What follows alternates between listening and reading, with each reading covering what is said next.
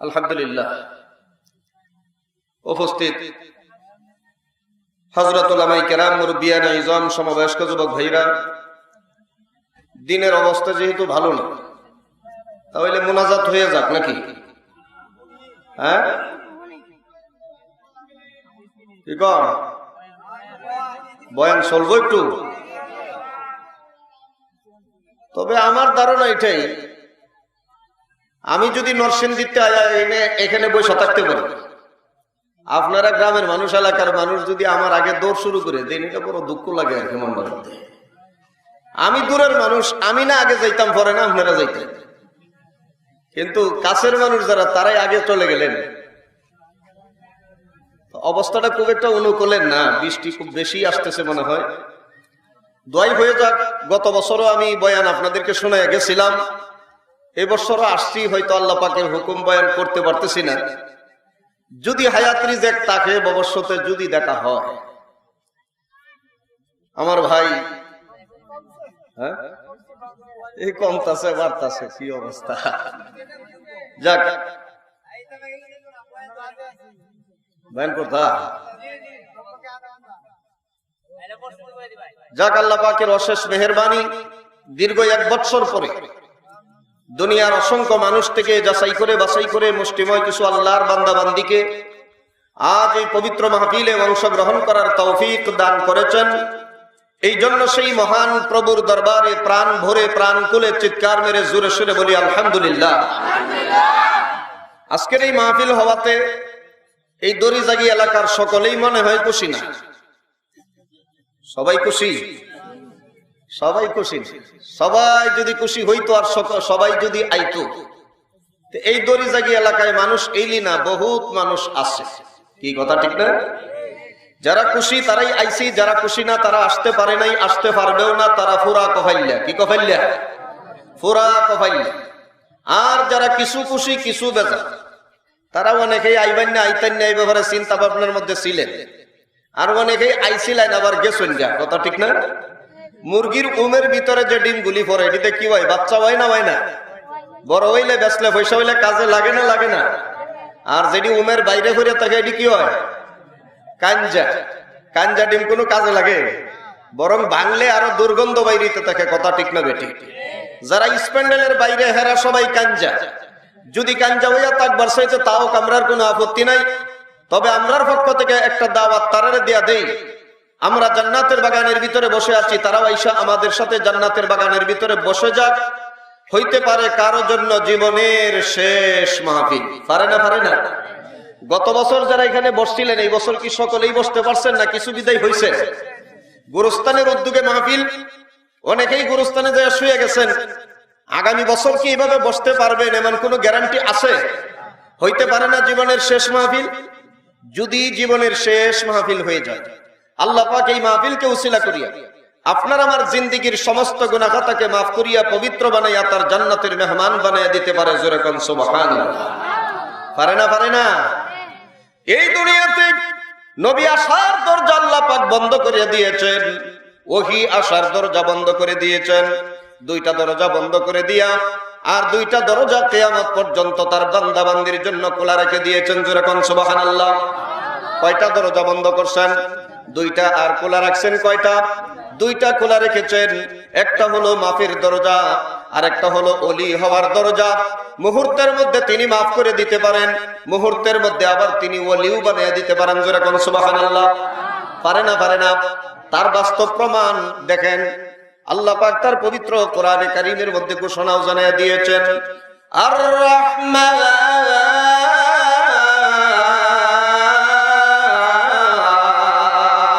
আল্লাহু আকবার। তিনি অতি দয়ালু, দয়ার ভান্ডার, দয়ার সাগর। কোন দিন, কোন সময়, কোন মুহূর্তে তিনি দয়া করেন তা জানা নাই। মুহূর্তের মধ্যে তিনার দয়া লাগিয়া যাইতে পারে, মায়া লাগিয়া যাইতে পারে। পারে না? পারে না? ব্যবসা বেডি তার সারাটি জীবন ব্যবসায়ী করেছে। ব্যবসায়ী করিয়া ব্যবসাফারাত থেকে যখন বাড়ির দিকে রওনা হয়ে আসে, রাস্তায় আইসা দেখে একটা কুকুর জিব্বা বার করিয়া পানির জন্য পেরেশান হইয়া ঘুরতেছে।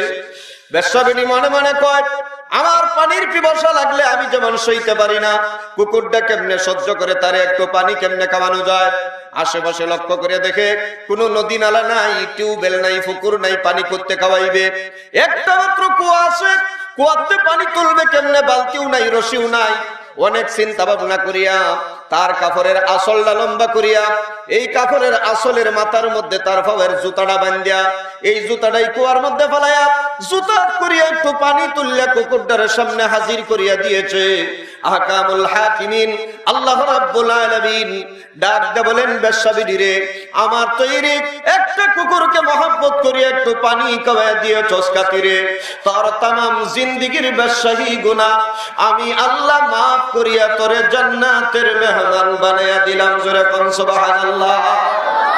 বেশ্যাবিডি যদি কুকুরকে মহব্বত করিয়া একটু পানি খাওয়াইয়া দেওয়ার খাতিরে তার জীবনের বেশ্যাহী গুনাহ মাফ করে দিতে পারে, আপনি আমি যদি মসজিদকে মহব্বত করি, মাদ্রাসাকে মহব্বত করি, কোরআন হাদিসকে মহব্বত করি, ওয়াজ মাহফিলকে যদি মহব্বত করি, দাওয়াতে তাবলীগকে যদি মহব্বত করি, ভালোবাসি, কাটি আল্লাহ ওয়ালাদেরকে যদি মহব্বত করি, ভালোবাসি, ওই মাদ্রাসার ছাত্রদেরকে যদি মহব্বত করি, ভালোবাসি, আপনার আমার জীবনের গুনাহ খাতা কি আল্লাহ তাআলা মাফ করতে পারবেন না? পারবেন না?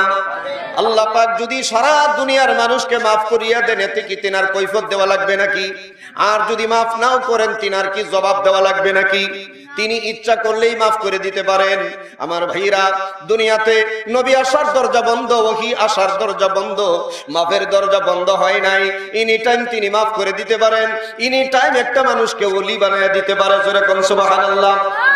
ওলিউজে বানায়া দিতে পারেন। এর বাস্তব প্রমাণ দেখেন, এক বাবুর্চি, তার জীবনে কোনো নেক আমল নাই। এক আল্লাহর ওলি ক্ষুধার্ত অবস্থায় বাবুর্চির কাছে আয়া হাজির, ডাক দে বলে, বাবুর্চি রে, আমি কয়েকদিন যাবত খানা খাই না, অনাহার আর ক্ষুধা আমার আর সহ্য হয় না, তুই যদি কিছু খাবার খাওয়াইতে আমার দিলটা বড় খুশি হয়ে যাইতো। আল্লাহর ওলিকে মহব্বত করিয়া অল্প খানা খাওয়াইছে। খাওয়ানির পরে আল্লাহর ওলি ডাক দে বলেন, বাবুর্চি তুই আমার কাছে কি চাস? বাবুর্চি কয়, হুজুর আমি কিচ্ছু চাই না।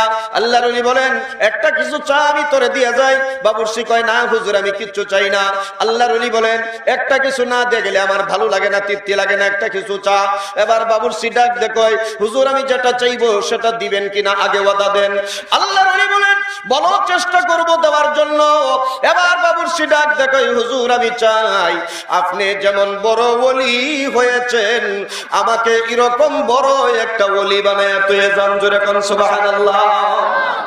আল্লাহর ওলি বলেন, বাবা বহু কষ্ট মেহনত করার পরে আমি ওলি হইছি, মুহূর্তের মধ্যে তোমাকে দিলে তুমি সহ্য করতে পারবে না, এটা একটা আগুন। বাবুর্চি কয়, হুজুর আমি সহ্য করতে পারি বা না পারি, আমাকে দিলে এটাই দেওয়া লাগবে, স্যার আমার আর কোনো আপত্তি নাই। আল্লাহর ওলি বাবুর্চির টান দিয়া বুকের কাছে আন্না বুকটার সাথে মিশাইয়া হালকা করিয়া চাপা মারিয়া সারিয়া দিলেন। আল্লাহর ওলি বললেন, যা করে দিয়া গেলাম। আল্লাহর ওলির সিনার সাথে সিনাটা মিশতে দেরি হয়েছে, আল্লাহ তাআলা ওই বাবুর্চিকে ওলি বানায়া দিতে দেরি করে নাই। জোরে কোন সুবহানাল্লাহ। তাহলে মুহূর্তের মধ্যে মাফও করতে পারেন আর মুহূর্তের মধ্যে ওলিও বানিয়ে দিতে পারেন। পারেন না? পারেন না। বাবুর্চি মাত্র 3 দিন দুনিয়াতে ছিল। কয়দিন? 3 দিন দুনিয়াতে ছিল। পরে দুনিয়ার থেকে বিদায় হয়ে যায়। সহ্য করতে পারে নাই, বরদাস্ত করতে পারে নাই। যদি বাও বিদায় হয়ে গেছে, তার জীবন ধন্য, তার জীবন সার্থক, তার জীবন কামিয়াব, তার জীবন কল্যাণময়, যেহেতু নামটাকে ওলির দপ্তরে উঠাইয়া দিয়েছে। এই জন্য হাজারো বছর শেয়াল কুকুরের জিন্দেগি দুনিয়াতে জীবন যাপন করিয়া 5 পয়সা মূল্য আল্লাহর কাছে নাই। যদি নামটা ওলির দপ্তরে উঠাইতে যদি না পারি, আর যদি ঈমান লইয়া বাঁচতে না পারি, ঈমান লইয়া যদি মরতে না পারি, 1000 বছর শেয়াল কুকুরের জিন্দেগির 5 পয়সা মূল্য আল্লাহর কাছে নাই। এই জন্য মুসলমানের প্রতিজ্ঞা থাকতে হবে, আমরা বাঁচবো ঈমান নিয়া, প্রয়োজনে মরণ যদি আসে ঈমান নিয়া মরবো। কথা ঠিক না ঠিক? আর একটু জোরে বলেন ঠিক না ঠিক? এই জন্য ভাইরা আমার 6টা কর্মসূচি দিয়া যায়। মুসলমানের জিন্দেগি যাপন করতে হলে 1 নম্বরে মসজিদের সাথে সম্পর্ক করেন। কার সাথে সম্পর্ক করবেন? মসজিদের সাথে সম্পর্ক করেন। 2 নম্বরে দাওয়াত ও তাবলীগ, বেশি বয়স্ক যারা দাওয়াতে তাবলীগের সাথে সম্পর্ক করেন। অল্প বয়স্ক যারা 40টা মাদ্রাসা, জায়গায় জায়গায় মাদ্রাসা আছে, ওই মাদ্রাসাগুলির সাথে সম্পর্ক করাইয়া দেন। 3 নম্বরে একজন খাঁটি আল্লাহ ওয়ালার সাথে সম্পর্ক করেন। 4 নম্বরে বেশি বেশি মাওলার পবিত্র নামের জিকির করেন। 5 নম্বরে রাত্র যখন গভীর হয়ে যাবে, দুনিয়ার সকল মানুষ ঘুমায়া যাবে, আরামের ঘুম, আরামের বিছানাকে হারাম করে উযু করিয়া নামাজের সাজদায় করিয়া কাঁদেন আর বলেন, আল্লাহ আমার মতো গুনাহগার, আমার মতো ফাসিক, আমার মতো নাফরমান তোমার আকাশের নিচে জমিনের উপরে আর কেউ নাই। এইভাবে যখন কাঁদতে থাকবেন, আল্লাহ তাআলা তার কুদরতি হাত বাড়াইয়া আপনার আমার চোখের পানিগুলি মুছতে থাকবেন আর বলতে থাকবেন, এ আমার আদরের বান্দা আর কান্দিস না, তুই কাঁদলে আমার দয়া লাগে, মায়া লাগে রে বান্দা। এ বান্দা আর কাঁদতে হবে না, তোর জীবনের সমস্ত গুনাহ আমি আল্লাহ মাফ করে দিলাম। জোরে কোন সুবহানাল্লাহ। কয় নম্বর গেল? 5 নম্বর। 6 নম্বরে আওয়ামী লীগ করেন আমার কোনো আপত্তি নাই, বিএনপি করেন আমার কোনো আপত্তি নাই, কিন্তু দলমত নির্বিশেষে আমরা সকল মুসলমান এক আল্লাহর গোলাম। কথা ঠিক না বেঠিক? এক বিশ্ব নবীর উম্মত আমরা। কথা ঠিক না বেঠিক? এক আল্লাহর গোলাম হিসাবে, এক বিশ্ব নবীর উম্মত হিসাবে যে কোনো সময়, যে কোনো মুহূর্তে কোরআনের বিরুদ্ধে, ইসলামের বিরুদ্ধে, ঈমানের বিরুদ্ধে, মসজিদ মাদ্রাসার বিরুদ্ধে, দাওয়াতে তাবলীগের বিরুদ্ধে যে কেউ কথা বলুক না কেন, নারে তাকবীর, আল্লাহু আকবারের ধ্বনি স্লোগান দিয়া ঘর থেকে বের হয়ে আল্লাহর দুশমনদের বিরুদ্ধে দাঁত ভাঙ্গা জবাব দেওয়ার জন্য তৈরি থাকতে হবে। রাজি আছি না নাই? এই জন্য ভাইরা আমার, ইমান নিয়ে বাঁচতে হবে, ইমান নিয়ে মরতে হবে। ইমান নিয়ে বাঁচতে যায়, ইমান নিয়ে মরতে যায় হয়তো নির্যাতন হবে, জুলুম অত্যাচার ভোগ করতে হবে, জেল জরিমানা ভোগ করতে হবে। মুসলমান জেল জরিমানা ভোগ করতে জানে, প্রয়োজনে জীবন দিতে জানে, প্রয়োজনে রক্ত দিতে জানে, কিন্তু মুসলমান ইমান ছাড়তে জানে না। কথা ঠিক না বেঠিক? এই জন্য ইমান নিয়ে বাঁচবো, ইমান নিয়ে মরবো। ইমান ছাড়া দুনিয়াতেও শান্তি নাই, পরকালেও জাহান্নামের আগুন থেকে মুক্তি নাই। লক্ষ্য করিয়ে দেখুন, খাতুনে জান্নাত হযরতে ফাতেমা রাদিয়াল্লাহু আনহা দুনিয়া থেকে বিদায় নেওয়ার পূর্ব মুহূর্তে ওনার প্রাণের স্বামীকে ডাক দিয়ে বলেছিলেন, ও আমার প্রাণের স্বামী, দীর্ঘদিন আপনার সঙ্গে আমি ঘর সংসার করতে যাই, যদি কোনো ভুলভ্রান্তি করে থাকি আল্লাহর হস্তে আপনি আমাকে মাফ করিয়ে দিয়েন। হযরত আলী বললেন, এ ফাতেমা, তুমি আমাকে কষ্ট দাও নাই, বরং আমি তোমাকে কষ্ট দিয়েছি। আরবের বড় বড় ধনীরা, লক্ষপতিরা, কোটিপতিরা তোমাকে বিয়ের প্রস্তাব দিয়েছিল। ফাতেমা, তোমার বাবা লক্ষপতি কোটিপতির কাছে বিয়া না দিয়া আমি আলী গরিবের কাছে বিয়া দিয়েছে। 7 দিন 8 দিন 15 দিন চলে গেছে, চুলার মধ্যে জাল নাই, পেটে কানা নাই, পরনেও কাপড় নাই। এ ফাতেমা, জীবনে বালু একটু কাপড়, বালু একটু খাবার যে তোমাকে দিতে পারলাম না। এই জন্য ফাতেমা, তুমি আমার উপরে দাবি রাখো না, আল্লাহর ওয়াস্তে ফাতেমা তুমি আমাকে মাফ করিয়া দিও। স্বামী স্ত্রীর আলোচনাগুলি কত সুন্দর, গভীর আলোচনা।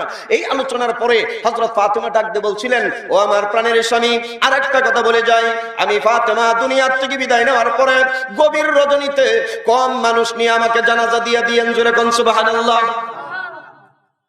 খুব কম মানুষ নিয়ে গভীর রজনীতে আমার জানাজা দিয়ে দিয়েন। গভীর রজনীতে কম মানুষ নিয়ে জানাজার কথা বললে তার কারণ কি? তার কারণ আমাদের 2টা শিক্ষা এখানে। 1 নম্বর হলো, আজকে আমাদের এলাকায় মহিলা মারা গেলে মসজিদের মাইক দিয়ে জানাজার দাওয়াত দেওয়ার লাগবে। কথা ঠিক না? হযরতে ফাতেমা রাদিয়াল্লাহু আনহা যদি এই কথা বলতে পারেন, গভীর রজনীতে কম মানুষ নিয়ে জানাজা দিও, বেশি মানুষ নিয়ে জানাজা দিও না, তাহলে আমরার মহিলা মারা গেলে মাইক দিয়ে জানাজার দাওয়াত দেওয়ার লাগবে, এটা কোন পাগলামি? সুতরাং মাইক দিয়ে জানাজার দরকার নাই, দাওয়াতের দরকার নাই। যত কম মানুষ নিয়ে, যত কম মানুষ নিয়ে তাড়াতাড়ি তাকে কবরে রাখা যায়, এত বেশি মানুষের দরকার নাই। কারণ হযরত ফাতেমা যদি এই কথা বলতে পারেন, হযরত ফাতেমার পায়ের ধুলার কণার সমান তো আপনার আমার বউয়ের মর্যাদা হবে না। 2 নম্বর, এর মানে তিনি বুঝাইছেন পর্দায় ছিলেন। কথা ঠিক না বেঠিক? হযরত ফাতেমা ডাক দিয়ে বললেন, প্রাণের স্বামী আমার, আমি ফাতেমা যতদিন পর্যন্ত দুনিয়াতে ছিলাম, এতদিন পর্যন্ত আমি ফাতেমার চেহারাটা ভিন্ন পুরুষকে দেখতে দেই নাই। আমি বলার পরে যেন আমার লাশটাও দেখে ভিন্ন পুরুষে এই টার্গেট করতে না পারে। দিনের নবীর মেয়ে হযরত আলীর স্ত্রী এত লম্বা, এত মোটা, এত উঁচা ছিল। এই জন্য বলছি, গভীর রজনীতে কম মানুষ নিয়ে আমাকে জানাজা দিয়া দিয়ে, তাহলে বোঝা গেল তিনি পর্দায় ছিলেন। কি কথা ঠিক না? বর্তমান বাংলাদেশে পর্দা আছে? আর একটু জোরে কর, আছে? পর্দা বিদায় করার জন্য 3 দলের মাথা খারাপ হয়েছে। কয় দল? আর একটু জোরে কর। 3 দলের মধ্যে এক দল কাজা বাবার গোষ্ঠী। হেরা কয় মনের পর্দা, বড় পর্দা, উফরেদে পর্দার দরকার নাই। জোরে কর নাউজুবিল্লাহ।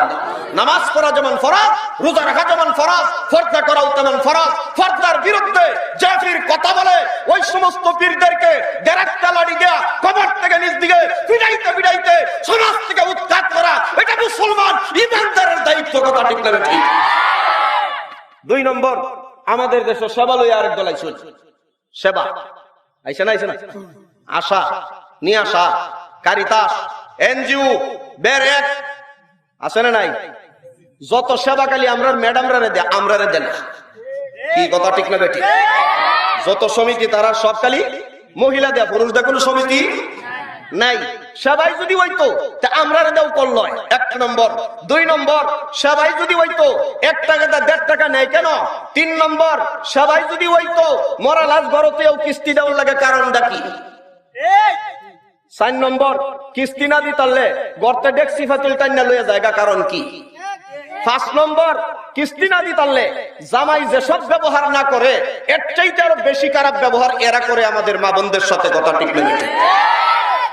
সেবা কথা সত্য, কিন্তু মতলবটা কারা? মতলবটা কি? কালিমাতু হাক্কিন উরিদা বিহি বাতিল। কথা সত্য, মতলব খারাপ। কেমন খারাপ কইতা?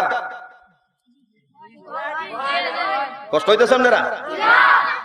শিয়াল চিনুই তো নাকি? শিয়াল সারাদিন ঘুরছে, কাশি খাইতো, ছাগল খাইতো, কাশিও হয় না, ছাগলও ওভারও কইয়া সারাদিন গেল, রাত্রের বেলায় মুরগা আর মুরগি খাইবার লাগি ঘুরছে। কোন ঘরে ঢুকতেও পারলো না, মুরগা মুরগি খাইতেও পারলো না। ফজরের সময় আল্লাহর এক বান্দা যখন উঠছে, ফজরের নামাজও যাইবো মসজিদ, দরজা খুললে যখন বাইরে হয়, পিছন দিয়ে মুরগা কপ করে বাইরে হয়ে গেছে। বাইরে গিয়ে গাছের ডাল বয়ে বয়ে ডাহে কুকুরুক কুক, হয় না? কয় না? আসলে মুরগটা কি কুকুরুক কুকুরুক করতেছে না, মুরগটা আল্লাহর পবিত্র নামের জিকির করতেছে। জোরে কোন সুবহানাল্লাহ। একটা মুরগা হয়ে যদি গভীর রজনীতে উঠা মাওলার পবিত্র নামের জিকির করতে পারে, আপনি আমি মানুষ হয়ে যদি মাওলার জিকির করতে না পারি, তাহলে হের চাইতে আর বেশি বালা হইতাম পারছি না। এখন মুরগা যখন গাছের ডালে বইয়া কুকুরুক কুকুরুক ডাকে, অন শিয়াল গিয়া গাছের নিচে বইছে, মুরগার আওয়াজ পাইয়া গাছের নিচে বইয়া বইয়া ডাকে, ও মুয়াজ্জিন সাহেব, আজান আর কতদিন? লাম্মে আইন না নামাজ দাহরি। আসলে কি নামাজের লাগি ডাকে? বাইল দেলামায়া হেইটাও বাটপার। হে নবইয়া কয় কি, আমি হইলাম মুয়াজ্জিন, আপনি হইলেন মুসল্লি। ইমাম সাহেব তো ঘুমো, ইমাম না উঠলে নামাজ হইব কারো লইয়া। ইমাম সাহেবের আগে ডাক্কে হজক করুন, ইমাম দেখাই দিছে কুত্তারে। ও সর্বনাশ, যে বাগা ইমাম দেখাইছে সেইটা হজা কইলে আমার উজু আগে ছুটতে যাইব। আমি মুরগা কনের আগে আমারে দূরে খাই লাগবে, উঠতে দিছে তো। এখন যায় বিলো কাকড়া খাইতো, বিল ছিল না কাকড়া, এরিং বেরিং তেরিং বাই চৌক আছে, তার মাথা নাই, কাকড়া খাইবার যাই বিলো। কাকড়া যে গর্তের মুখ হয়ে রয়েছে, শিয়াল ফোন ভিতরে দেখিয়া আবার গিয়ে গর্তের ভিতরে হান্দাই উঠছে। শিয়ালে করছে কি, দাদাই কইতো সাতচালা বুদ্ধি বলে শিয়াল লেজ দানা গর্তের ভিতরে ঢুকাইয়া গল্প শোনাইতেছে। কাকরি মাকরি পরমা সুন্দরী, গর্তের ভিতর থেকে বাহির হও, তোমার সাথে একটু মোলাকাত করি। আসলে কি মোলাকাত করবো? বাইলদা বাইর করিয়া হেইটাও বাটফার, গর্তের ভিতরে বইয়া উল্টা গল্প শোনায়। কাকরি মাকরি পরমা সুন্দরী, দিনটা বড় ঠান্ডা ঠান্ডা, শরীরে আইছে জ্বর, এইবারের মোলাকাতটা গর্তের ভিতরেই কর। কি বড় বাটপার, চিন্তা করছেন? আফসোস লাগে, দুঃখ লাগে। মুরগা হইয়া যদি বুঝতে পারে শিয়াল আমারে বাইল দিতেছে লামাইয়া খাওয়ার জন্য, এবার কাকড়া হইয়া যদি বুঝতে পারে শিয়াল আমারে বাইল দিতেছে বাইর করে খাওয়ার জন্য, বাংলাদেশের মা বোনেরা বুঝে নাই, সেবার নাম গুনিয়া পাগলের মতো গর্তে বাইর হয়ে গেছে। সেবার নাম দিয়া গর্ত থেকে বাইর করিয়া সুদের ব্যবসায় লিপ্ত করতেছে, জাহান্নামের পথে দাঁড় করতেছে, মান সম্মান ইজ্জত লইয়া সিনিমিনি খেলতেছে, বেপরদা বেহায়া বেশরা নিলজ্জা ইমান হারা বানাইয়া জাহান্নামের পথে দাঁড় করতেছে। কথা ঠিক না বেটি? এই হলো 2 নম্বর দল। 3 নম্বরে আরেক দল আছে, হেডার কখন কইতাম না, এটা এনই তাপ আকলটা ইশারা ব্যাকলটা ধাক্কা। একটা কথা আছে, আদায় কইলে দাদাই বুঝে, বাঙ্গায় কইলে বলে আলের বলো দেও। হেডার আমি কইলাম না। হ্যাঁ ভাই আমার, আসেন এই 2 দল বাংলাদেশে পাগল হয়ে লাগছে, মা বোনদেরকে ঘর থেকে বাইর করিয়া বেপরদা বানাইয়া বেহায়া বেশরা নিলজ্জা বানাইয়া ইমান হারা বানাইয়া জাহান্নামের পথে দাঁড় করে দেওয়ার জন্য। এই জন্য এক মুরব্বী আমাকে হুজুরের ঘরে বলছেন, নজরুল ইসলাম খান আমার বড় ভাই, ওনার ঘরে যখন শুয়ে রয়েছি ওইখানে যে আমাকে বলছিলেন যে হুজুর মহিলা সম্পর্কে কিছু ওয়াজ করেছেন, যে এই জন্য মহিলার আলোচনাটাই করতেছি। হ্যাঁ, দুনিয়ার সকল মা বোনদেরকে বলে যাই, ও আমার মাইরা বোনেরা, দুনিয়ার যে কোনো মহিলা যদি 4টা কথা মানতে পারে, এই মহিলার জন্য আল্লাহর তৈরি জান্নাতের 8টা দরজা খোলা থাকবে। যে কোনো দরজা দিয়ে ইচ্ছা ওই দরজা দিয়ে মহিলা জান্নাতে প্রবেশ করবে। জোরে কোন সুবহানাল্লাহ। কয়টা কথা? 1 নম্বরে পাঁচ ওয়াক্তের নামাজ, 2 নম্বরে রমজানের রোজা, 3 নম্বরে পর্দার ভিতরে থেকে নিজের সতীদের হিফাজত করা, 4 নম্বরে প্রাণ ভরিয়া স্বামীর খেদমত করিয়া স্বামীকে রাজি আর খুশি করিয়া যদি কোনো মহিলা মারা যাইতে পারে, এই মহিলার জন্য আল্লাহর তৈরি জান্নাতের 8টা দরজা খোলা থাকবে। যে কোনো দরজা দিয়ে ইচ্ছা ওই দরজা দিয়া মহিলা আল্লাহর তৈরি জান্নাতের ভিতরে প্রবেশ করা ওয়াজিব হয়ে যাবে। জোরে কোন সুবহানাল্লাহ। 1 নম্বরে কি 5 ওয়াক্ত নামাজ, 2 নম্বরে রমজানের রোজা। রোজার লাগি তো আর ওয়াজ লাগে না, আমাদের এলাকার মা বোনেরা রোজার লাগি ফাঁস। কি কথা ঠিক না? নামাজের জন্য রোজার লাগি ফাঁস। নামাজের কথা কইলে সব বনাস কয়, 4টা ফুলা 4টা ফুরি, সারা রাত ভরে তৈছে মুত্যা, মুতের তলে তৈছে কুত্যা, বেলিনা সময় নামাজটা হরতাম কিবা উঠতে যুক্তি জানে আবার। এ মা 8টা কইলে তোমার নামাজ মাফ হবে না। মা হওয়ার 80 জোড়া 160টা সন্তান আল্লাহ দিয়েছিল, তোমার 8টা সন্তান আল্লাহ দিয়েছে। ভালো করিয়া জানিয়ে রাখো, হাদিসের মধ্যে আছে কোন মহিলার যদি প্রসবের বেদনা উঠতে যায়, মহিলার জন্য সবচেয়ে কষ্টের সময়, নিদান সময়, করুণ সময় হলো প্রসব বেদনা।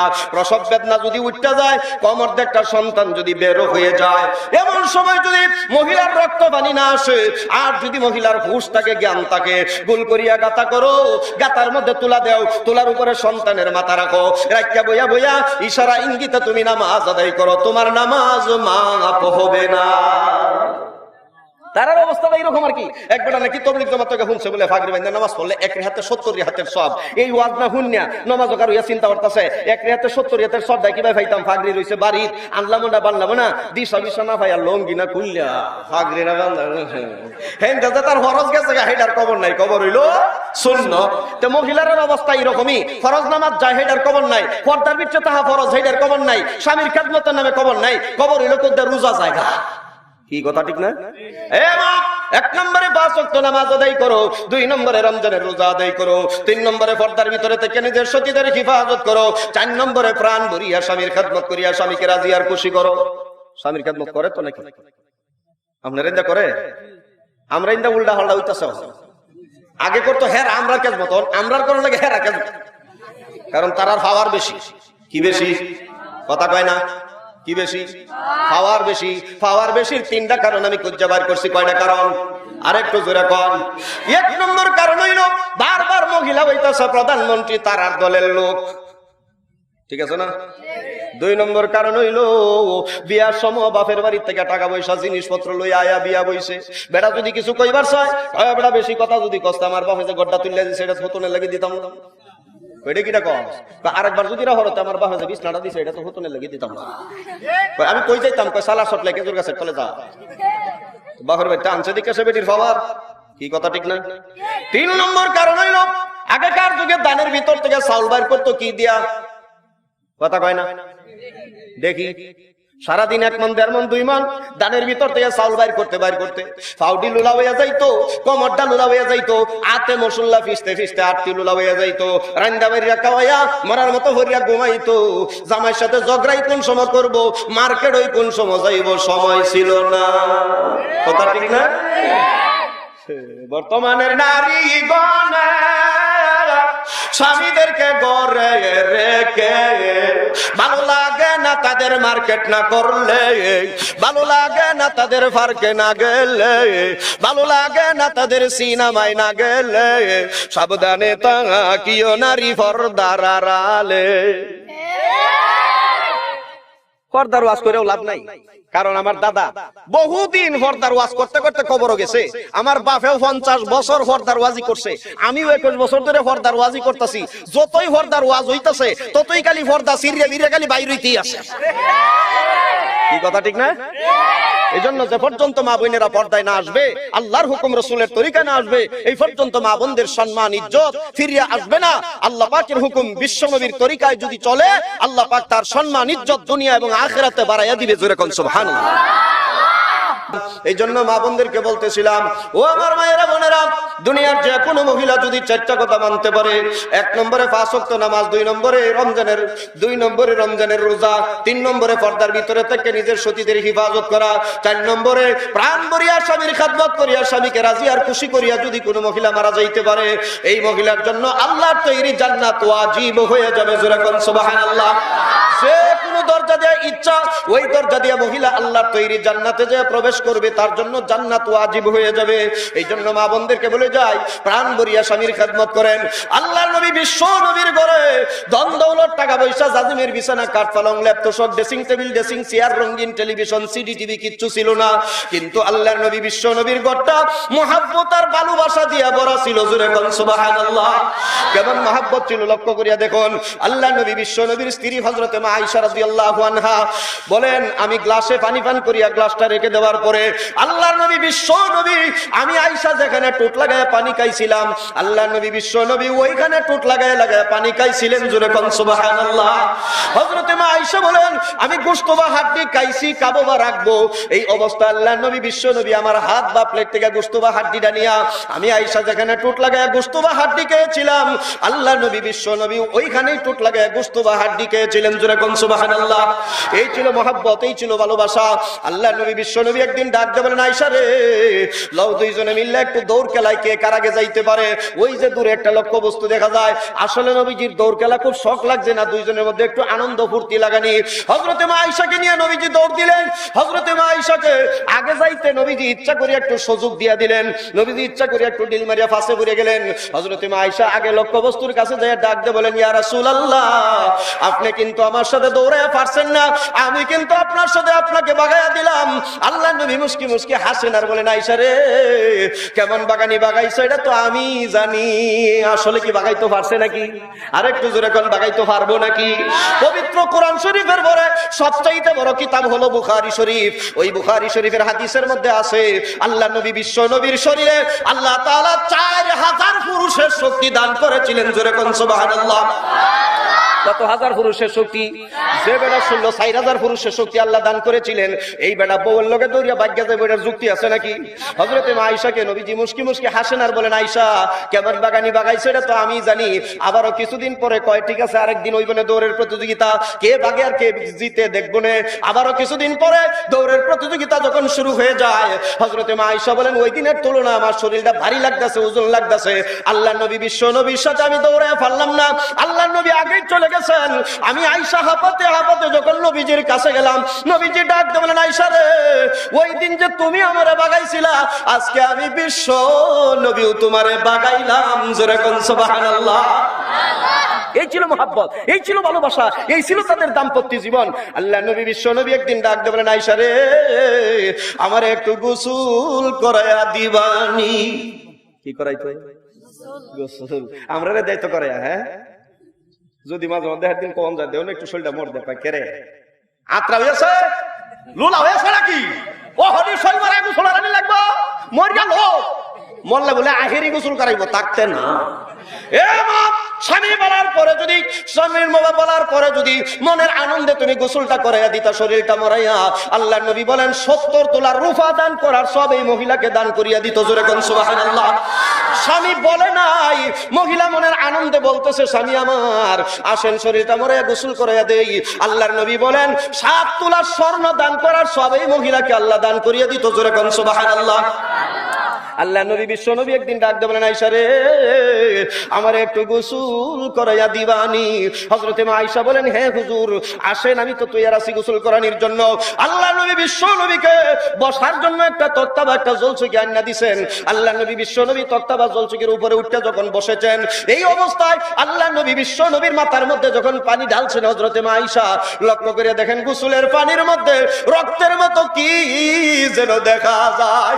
আল্লাহ নবী বিশ্ব নবী বসার থেকে সঙ্গে সঙ্গে উঠটা দাঁড়াইয়া গেলেন আর বললেন, আয়েশা, আমার গোসলের পানির মধ্যে রক্তের মতো কি যেন দেখতে পারলাম রে আয়েশা। হযরতে মা আয়েশা বলেন, ইয়া রাসূলুল্লাহ, অসতর্ক অবস্থায় আমার পাওয়ার আঙ্গুলটা আপনি নবীর তক্তার নিচে মরিয়া গেছিল। হুজুর, আমার পাওয়ার আঙ্গুলটা বাইটা রক্ত বাইরিয়া যাইতাছে। আল্লাহ নবী বিশ্ব নবী তাড়াতাড়ি আঙ্গুলটা বিন্ডিজ করিয়া দিলেন আর বললেন, আয়েশা, তোমার পাওয়ার আঙ্গুল ফাইটা রক্ত গেল, তুমি তো একটু উহু আহাও পর্যন্ত করলে না রে আয়েশা। হযরতে মা আয়েশা বলেন, ইয়া রাসূলুল্লাহ, এটা তো আমার একটা পাওয়ার আঙ্গুল, আমি আয়েশার পাওয়ার আঙ্গুল নয়, আমি আয়েশার হাতের আঙ্গুল নয়, আমি আয়েশার কলিজা নয়, ফাইটা যদি আমার স্বামীর গায়ের উপরে রক্ত বাইরিয়া যাইতো, একবার উঠতে কইতে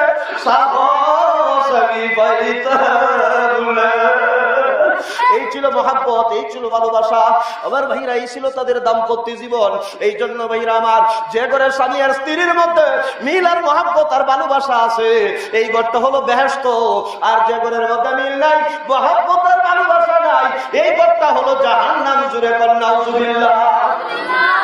এই জন্য যে ঘরের মধ্যে মিল আর মহাব্বত আর ভালোবাসা আছে, এই ঘরটা হইলো বেহেশত। যে ঘরে মিল নাই, ভালোবাসা নাই, ওই ঘরটা হইলো জাহান্নাম।